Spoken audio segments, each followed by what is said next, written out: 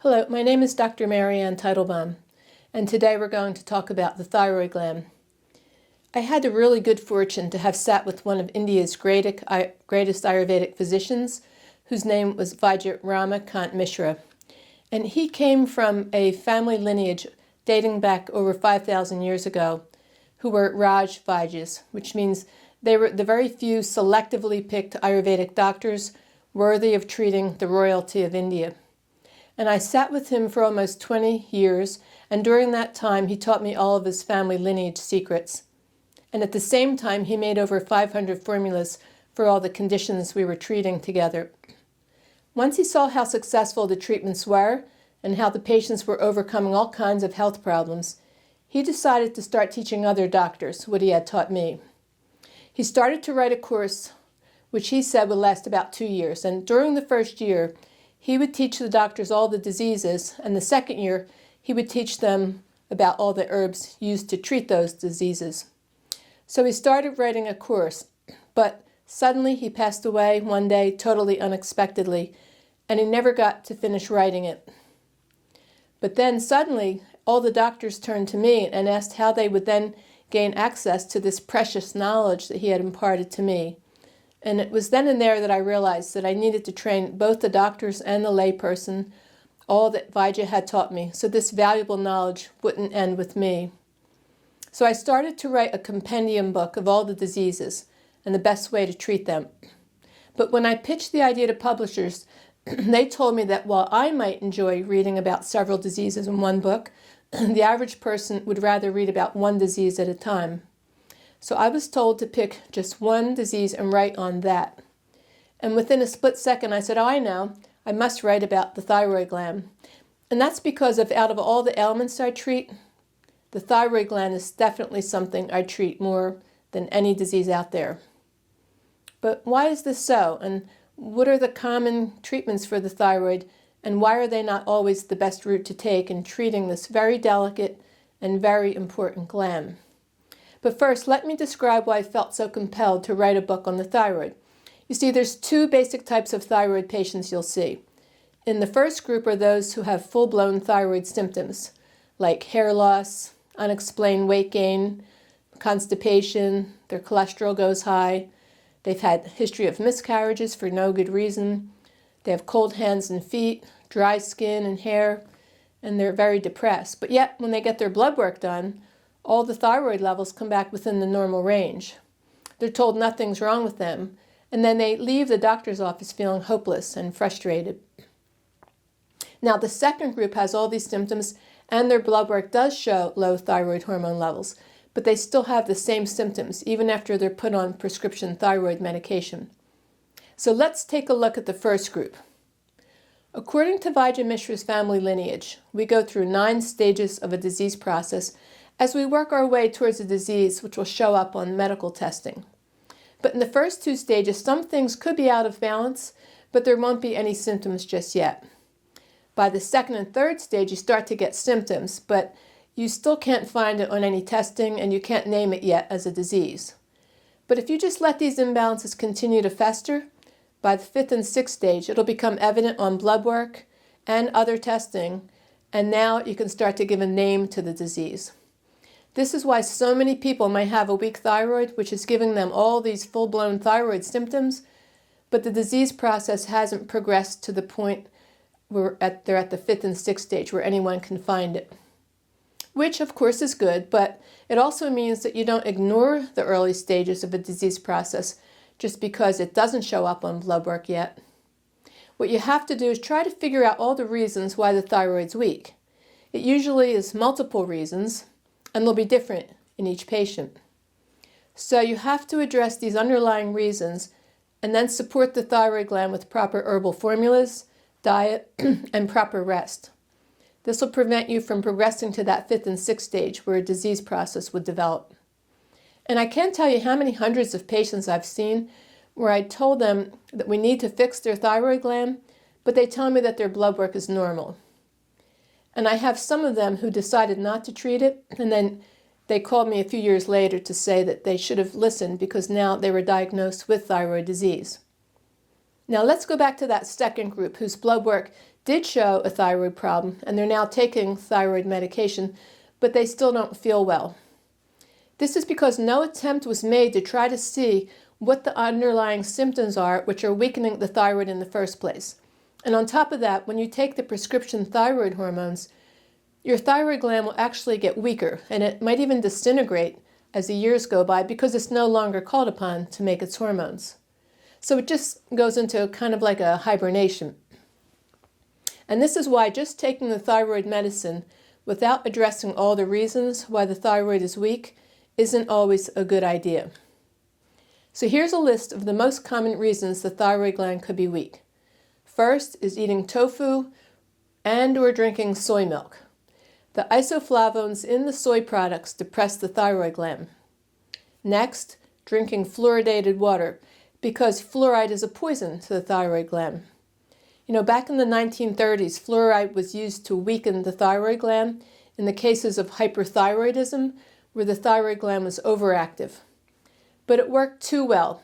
The fluoride ended up killing the thyroid gland, so they had to scrap that idea, and it was shortly after that they put it in a lot of the municipal drinking water throughout the United States and some other countries. And it was shortly after that that this big thyroid epidemic began to blossom, as people unwittingly shut down their thyroid glands as they tried to prevent dental cavities. Next could be mercury in the flu shots, fish, air pollution, and the old dental amalgams that we used to get.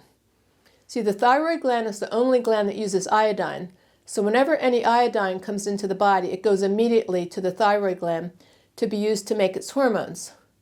But the problem is this: mercury looks very similar to fluoride on the periodic chart, and the thyroid gland actually prefers the mercury over the iodine, so that when that comes into the body, it lands on the thyroid gland and it upsets its normal function.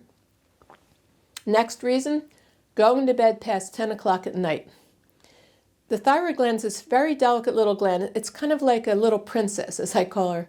She needs at least 2 hours of sleep before midnight in order to function properly. So if you decide you want to stay up late on a regular basis, you're inviting lots of thyroid problems.